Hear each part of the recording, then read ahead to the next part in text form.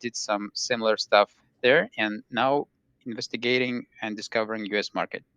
Okay. And well, in order to dive like deeper and ask some specific questions, could you please specify what's your specific responsibility in Provi right now? I mean, we learned the LinkedIn profile, but yeah, Sure. So actually, I am transitioning to another company. So all right. today was my last day with Provi. That's why I needed to reschedule the meeting. Congratulations. Thank you. But when I began with Provi, they were a Series B startup.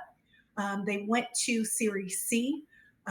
Initially, I was responsible for getting all of the distributor business for wine and spirits distributors onto our platform, training them on how to utilize the e-commerce site, and ensuring that our systems spoke to their systems in a similar manner. We did use fintech for some of our payment systems, but we transferred to an internal system called ProviPay. And so when we became a Series C, we purchased our largest competitor, which was 750. And 750 did the same thing. They were kind of a B2B e commerce platform for retailers to purchase from distributors. Where we make the bulk of our money as a company is through advertisements from suppliers. So the manufacturers of the beer, wine, or spirits are able to advertise on our platform, and that's how we make the bulk of our money. But in terms of B2B, we are really looking to ensure that our retailers are able to purchase directly from the distributors. And that's where a lot of that buy now, pay later came from, especially from the smaller boutique retailers who maybe wanted to take advantage of quantity discounts but didn't have the cash on hand to do so. I see. That's super interesting and seems to be like super what we are discovering right now. Well, by the way, during our this discovery process, we are talking to mostly B2B marketplaces and suppliers. So you're like super target person to ask questions to. So Yeah. thanks for this opportunity. Well, I wanted to specify. I mean, to deep even deeper. Well, are you in like talking more? I mean, working with the supplier parts or Mhm. customers? Who you talking? So, the bulk of my experience in the alcohol beverage industry is with suppliers. So, I spent about 17 years working for Anheuser-Busch. Then, when they became one with InBev, I worked for AB InBev, Constellation Brands, the wine group, and most recently, I was with Beam Suntory prior to going to Provi. But in terms of working with Provi, I worked with the distributors. So, I think it's just in the US. We have a three-tier system. So the manufacturer suppliers make the product, the distributors then receive it from them, and they distribute it to the retailers who sell to the consumers. So I've only touched those first two tiers in terms of on the employee side, but I have interacted with retailers. And I can tell you that our suppliers still have very strict laws in the United States that they have to adhere by, ever since Prohibition as well. I see. And in Provi, do you have both segments, manufacturers and suppliers, right? We had three segments. So we had a tier that worked directly with suppliers. And what they did is they did their ad dollars. They originally used Carrot, and now they are using, oh goodness, Instacart, I see. which is, I'm sure you're familiar with Instacart. Sure. So they're using them for their ad spend. And we went from a bulk payment to by click. So whoever clicks on their ad, that's how they pay us. And then the supplier vertical, the distributor vertical is who we work with to build the e-commerce site within our platform, and then help them to attract and retain retailers. And then we have a retail vertical, and that team works with not only getting new retailers onboarded, but also helping them to sign up using the site. If they run into any issues with not getting their orders or payments or things of that sort, they help with that as well. I see. Well, that's seems to be clear for me right now. But just to specify, what the value proposition could be for both parts, for customers and suppliers from Provi. I mean, what you offer, what you sell to both sides of the marketplace. So for the supplier, we're selling them the opportunity to advertise with an audience that has shown interest in their brands. And it's considerably less than what they would pay for a billboard or ad spend in certain social media platforms. In terms of their B2B ad spend for distributors, they don't have to pay for their own website, their own e-commerce website. They have a storefront on provi.com. They can have their own personalized URL. They don't have to worry about managing it. If they want to manage it, they can, but it's as simple as uploading a banner to your LinkedIn page or changing your profile picture. We have a proprietary system called Distiller that if you put in like the first three letters of a brand, it'll bring up all of the brand notes, the images, and things of that sort. So that's how we support our distributors. For our retailers, it's as simple as if you think about Amazon, where you sign up and you have access to all of these different storefronts. Our retailers are able to search, shop, and discover brands from beer, wine, and spirits distributors all in one place. They don't have to have all these meetings with sales reps trying to sell them something, and they're able to place the order on their own time. So, especially if you think about a sommelier in a restaurant, if they're done at 3 o'clock in the morning, they don't want to come back in at 9 a.m. and place an order with a rep. They place their order at 3 a.m. They have their morning to get whatever business they need to get taken care Absolutely clear. And of. if we talk about the second part of it, of the process, the customers who actually Mm-hmm. buy. Well, first of all, uh, who are they? What segments it could have? So, what the person of this customer side, who they are, who Who's buys the customer that's using the website? the Provi, right? Yeah, it's 100% retailers. So bars, restaurants, grocery stores, corner stores, anyone that you would go and purchase as a consumer the product from, and then take it either home or consume it on site. So both on and off premise retailers. The customer could be anyone from a buyer to an owner to just a bar manager that's needing to replenish their beer, wine, or spirit supply. I see. And what's the value proposition for them from the platform side? The main Um, one. the value prop is a time saving. That's the biggest one. We found that they are spending less of their time meeting with 8 different reps in a day and more time focused on growing their business, but also the ease of use. They're able to do it around their schedule. They can do it from their phone or from their web page. And then when you think about the turnover in a retail industry, a bar manager, when they leave, they take all of this knowledge with them. But for Provi, we have their history, their invoice history, so they can know, oh, I have spring coming up. What rosés did I get last year and how much did I get? It's within their invoice history that stays with that account as opposed with the person. I see. Well, now it's absolutely clear who the parts are. So let's switch how they interact with each other. And the Okay. first question here would be, well, just technical part of it. First of all, is the transaction between those two parts going through the platform? I mean, the money flow, the product flow, status flow, whatever operational side, is it going through the platform, or you just connect and they interact directly? Um, Technically, yes, we connect them and they interact directly. But what we have behind the scenes for our suppliers and distributors, logistically, our systems, our ERP system can talk to their system. So when we receive an order, our system sends it to their internal system. So then their warehouse can already have that order started and on the truck for delivery. But then in terms of the retailer, when they place the order, they aren't paying us directly, they pay the distributor directly. But with ProviPay, we're able to lend them that money for them to place the order from. So that was an additional way for us to get in revenue as well.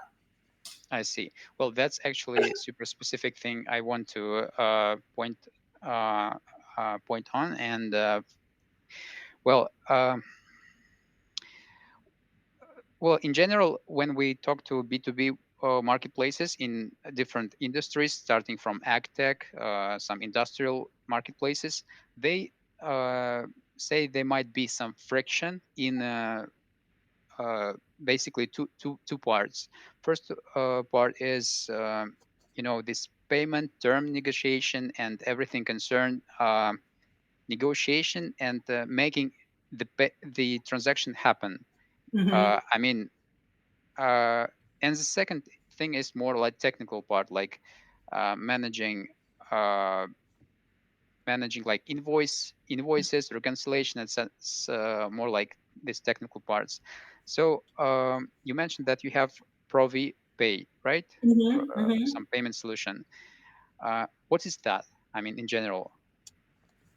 In general, it is a system that connects the distributor's account with the retailer's account, their bank accounts, to talk to each other. But what it does is ProviPay is kind of like the bridge. Like we guarantee that the money is in the retailer's account, and then we keep track of the invoices for the distributor for either a large fee for the year or for the month or a by transaction fee. So we may charge 25 cents an invoice, just to ensure that not only is the money there, but the invoice information is correct.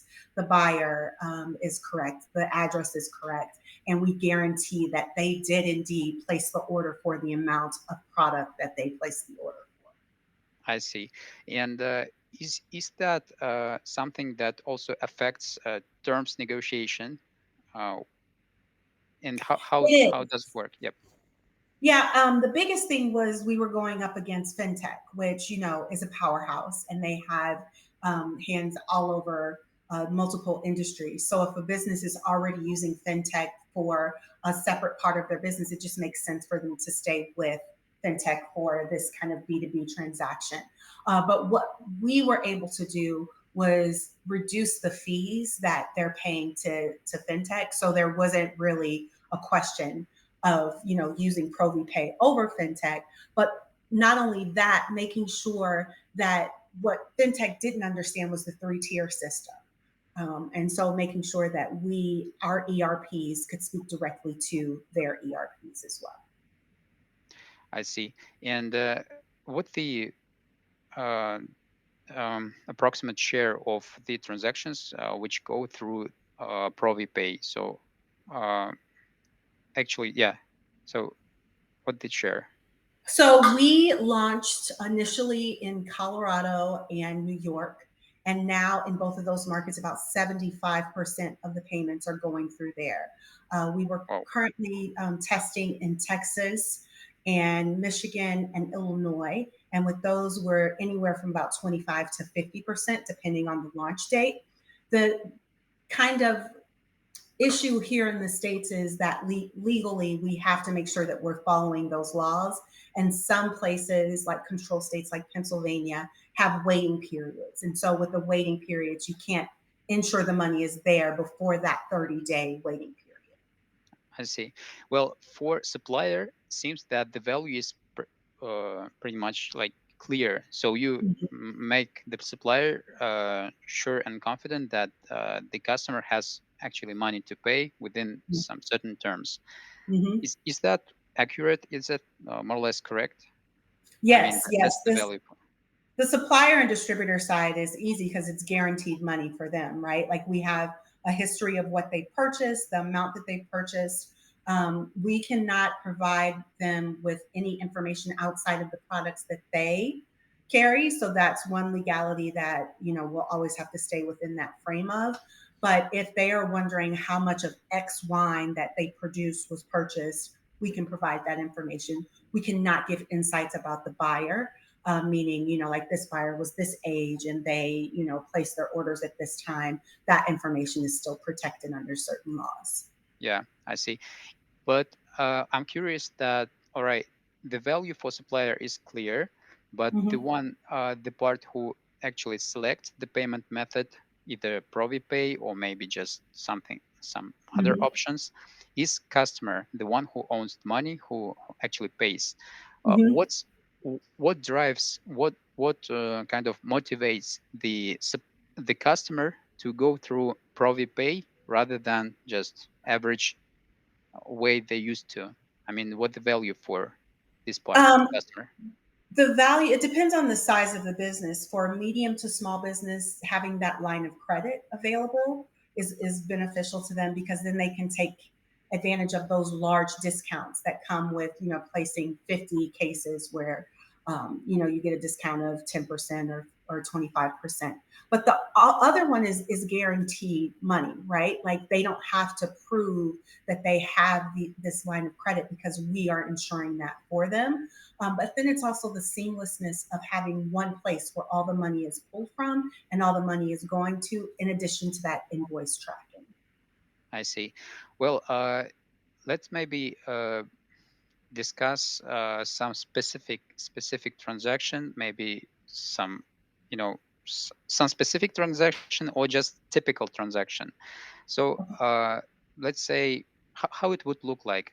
I mean, supplier A sells to consumer B. So supplier A might be some manufacturer or distributor. Supplier B some Mhm. beverage store, spirit store, and what the average order value would be in this case, the average one. How much is it? Um, it varies so much. Is dependent upon the size of the organization. I see. Yep. If a larger footprint store like a Target or Walmart or like a Buffalo Wild Wings and Hilton Hotels, their order is going to consistently be over thousands of dollars every month. But the great thing is that the distributor can set that minimum payment. So they can say, we are not delivering anything to you below $150. So at a minimum, you have to place a $150 order from us in order for us to put it on the truck and send it out to you. So in I that see. way, they kind of have control over that as well.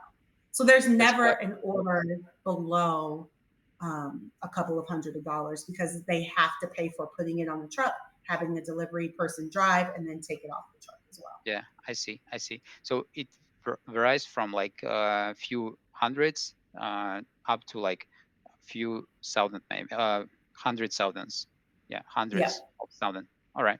And when this transaction happens, either like what is standard terms, net terms for this kind of transactions? Is it like net 30 and that's like 90% of deals, or it's something negotiated each time? So how it's managed? Terms question. Typically, it's COD, cash on delivery. So you I cannot see. have your product delivered to you unless it's paid. I see. That's is that like something typical? How much? Like 90% or? Yeah, that's the Wow, standard for the industry. that's great. I mean, actually, that's not standard in B2B marketplaces. That's Yeah, something super specific, I would say, because yeah. 90% of marketplaces uh, negotiate terms, and it's like net 30 and over. All right, Hmm. so it's cash on delivery, even for bigger orders like Yep, Southern. for big, and Wow. that's the tier that is receiving the product to sell it to the consumer. So it's still B2B on this end of the transaction, but on Yep. their output, it's B2C. So Yep. Wow.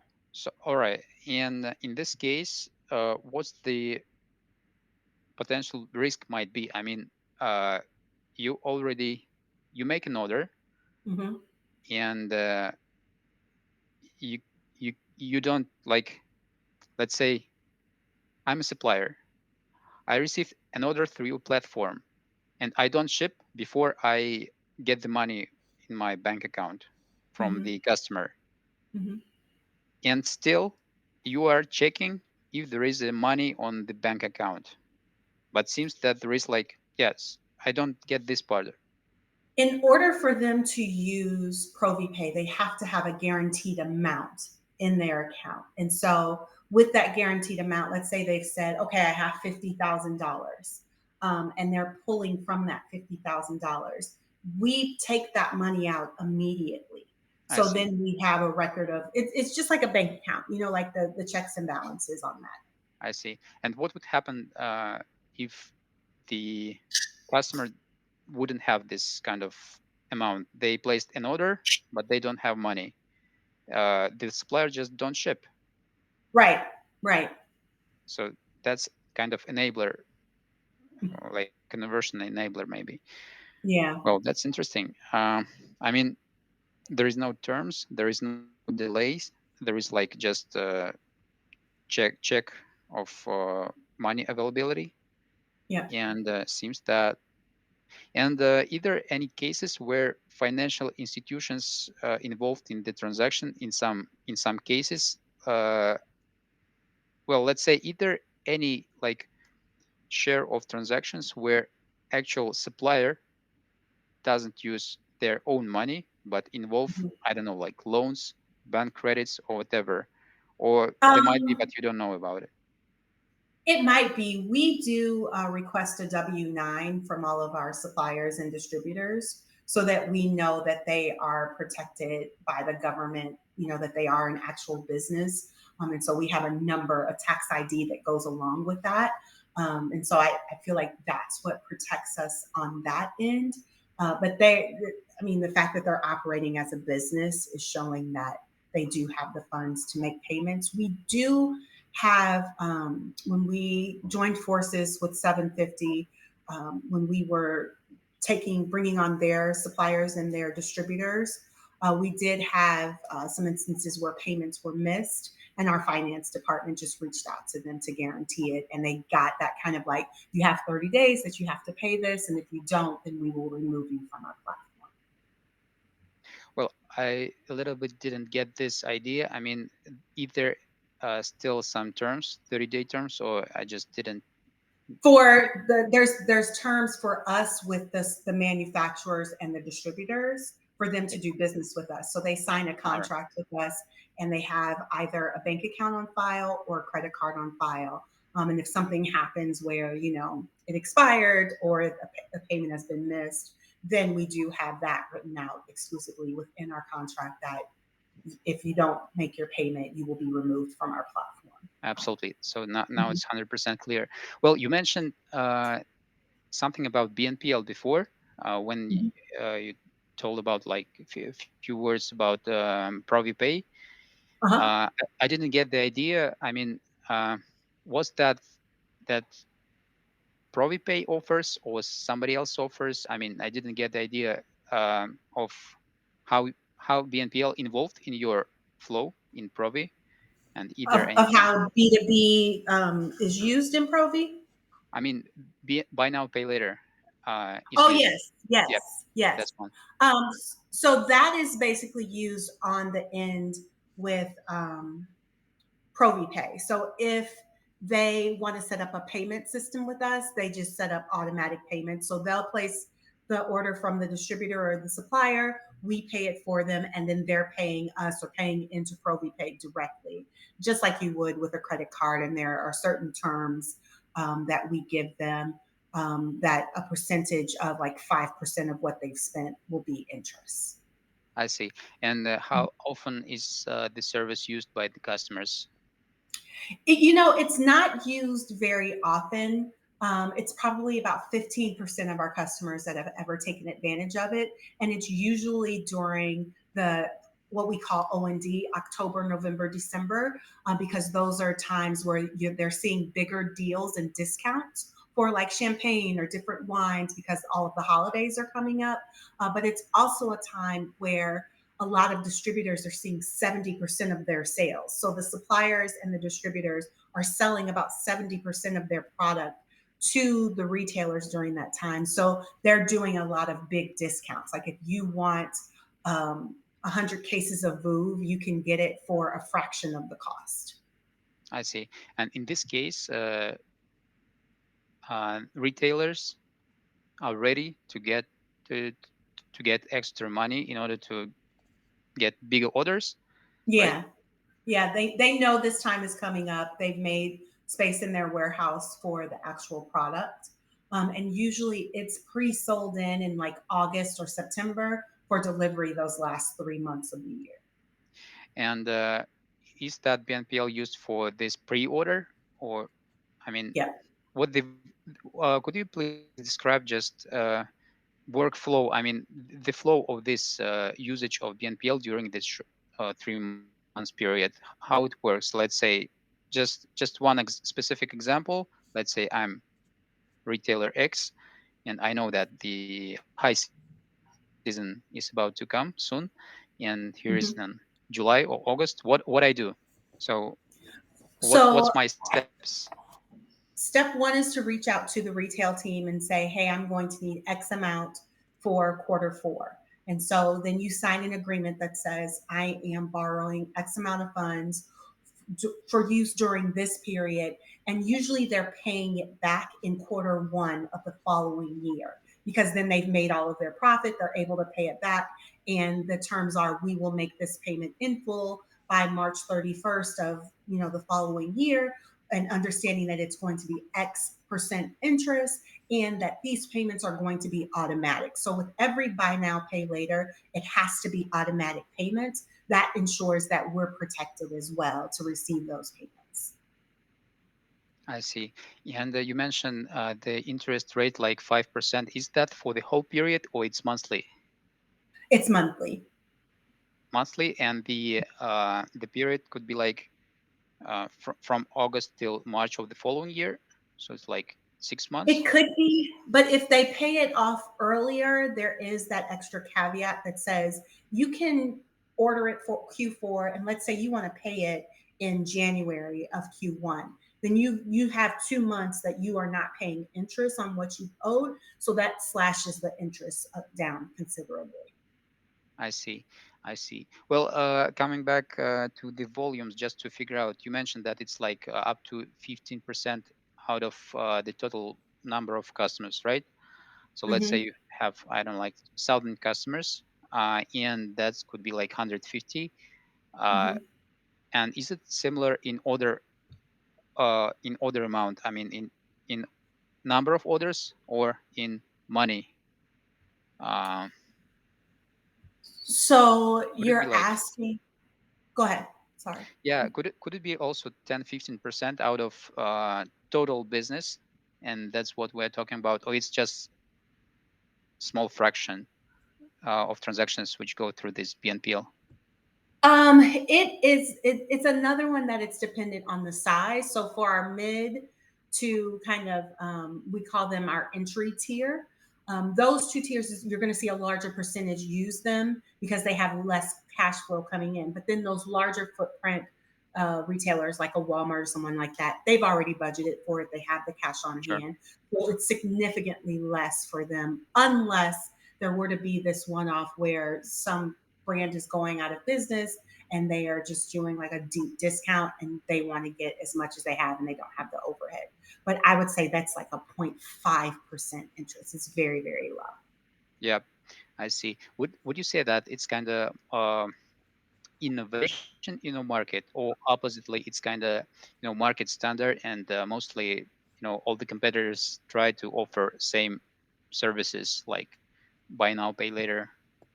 So They do, but it's with different rates. So, like, there's Encompass or VIP are a few of the ERPs that are used. But what they don't have, they have all the data, they have all of the technical part, but they don't have the connectivity within all three tiers of the industry. So they don't have, the supplier buy-in and the distributor buy-in and the retail buy-in. If a retailer is shopping on their site, it's because they're only ordering from one distributor. Whereas if they go on Provi, they can reach all of them that are servicing their area.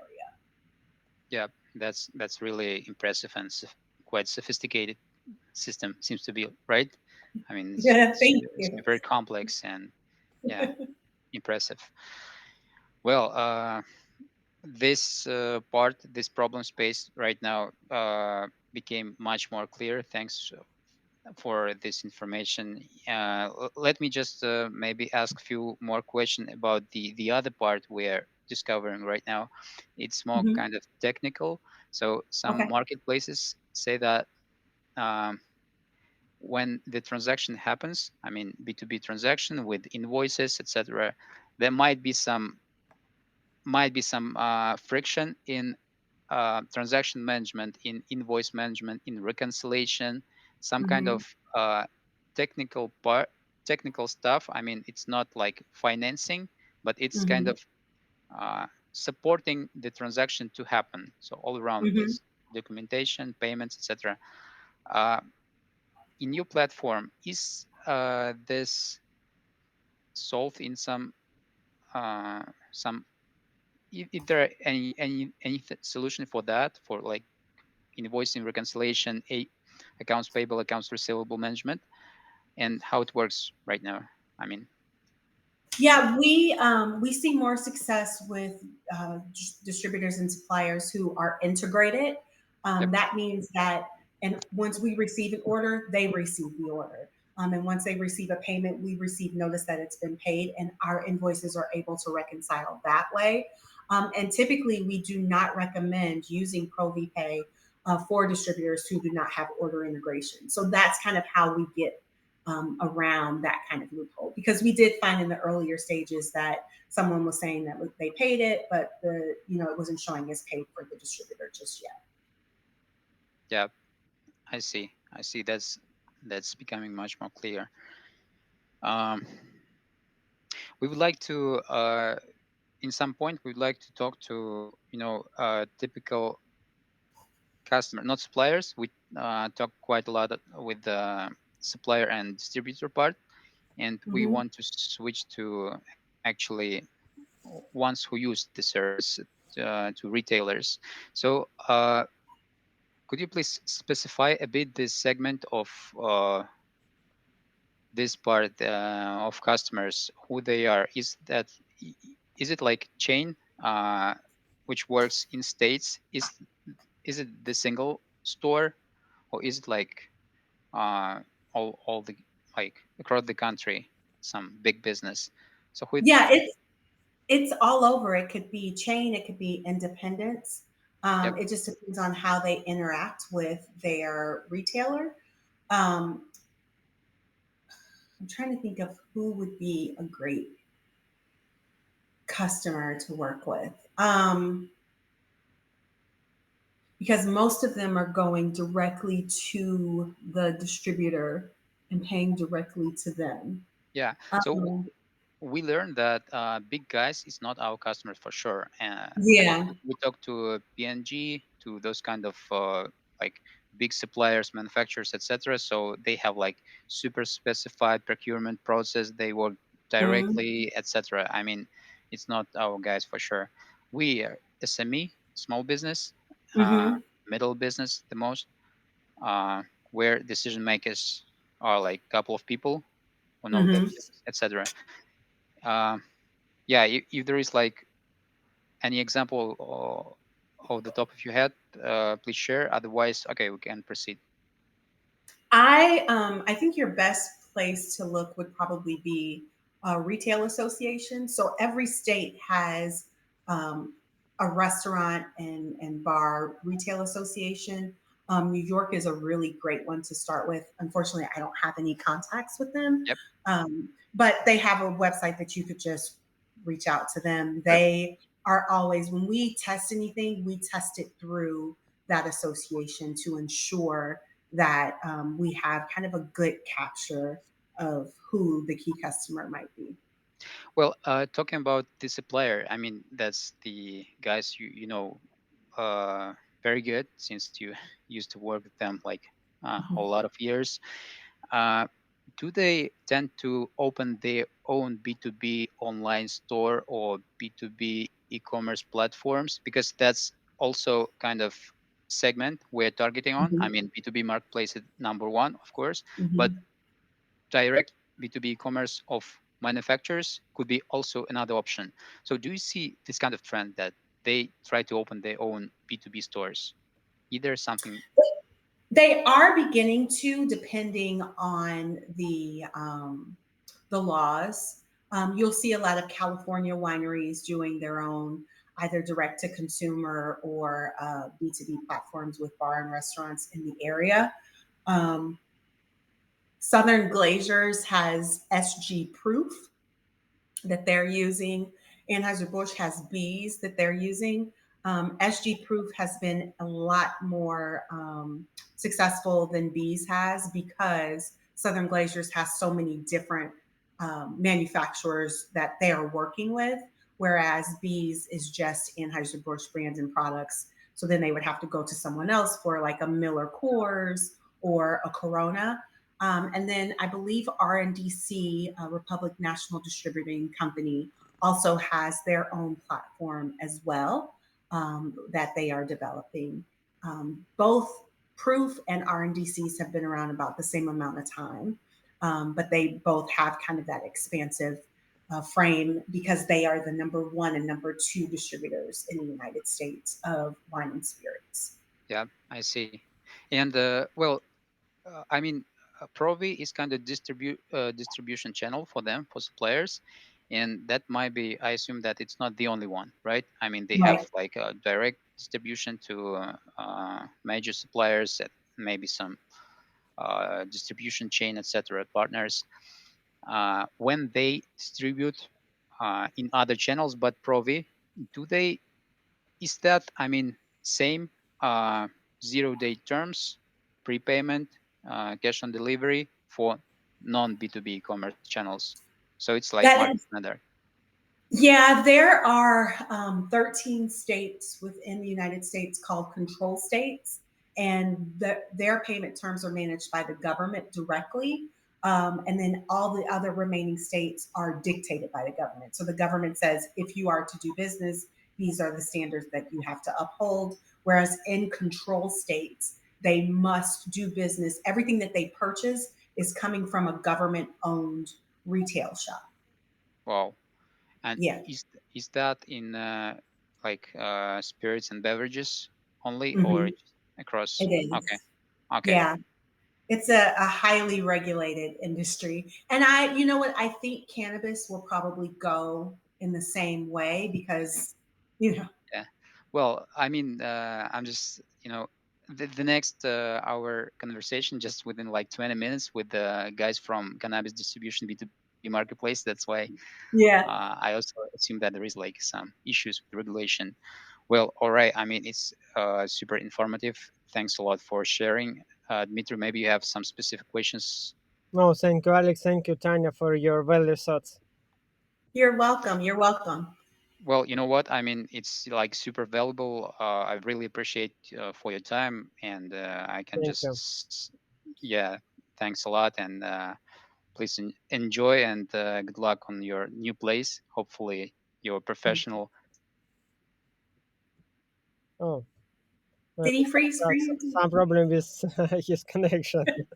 He's frozen. Yeah, Tanya, thank you for you investing to our new startup. Your previously experience, Greatly we applied and really appreciate. appreciate you. Thank you. And good luck to you guys as well. If you need anything else, don't hesitate to reach out. Thank Was you, happy Tanya. to talk to you. Thanks a lot. Bye bye. Have a nice day. Bye bye. Братец отменил, только что отменил тот второй, просит перенести на среду. Ну, ок.